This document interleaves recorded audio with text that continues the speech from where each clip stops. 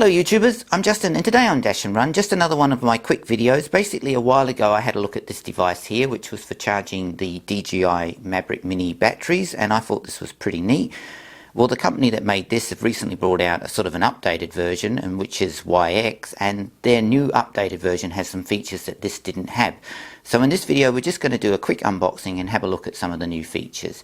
So anyway, let's go see what we've got in the box and we'll go from there.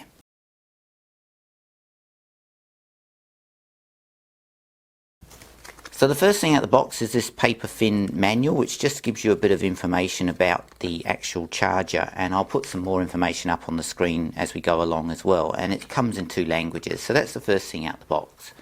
Next is this short USB-C to USB cable that's also included, which is quite handy. And finally we've got the device itself, and as you can see it is quite a lot bigger than the original, which is quite a lot smaller, but it does have a few extra features that this one didn't have when it first came out. Now you still have your USB-C connection on the side, and on this one it was on the bottom, but you also have an output, so you can also use it to power other devices. And the big plus on this one is that it now has an LED screen instead of just an LED light.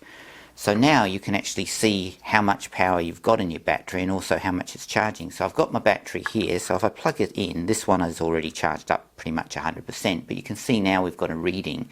And that's really handy that you've got that reading on there, because at least you know how much time's left on your charge, and also how much battery you've used as well if you take it out for a flight.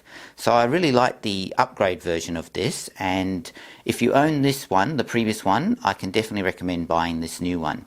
Anyway, this has just been a quick video, and as always, thanks for watching and please subscribe to my channel.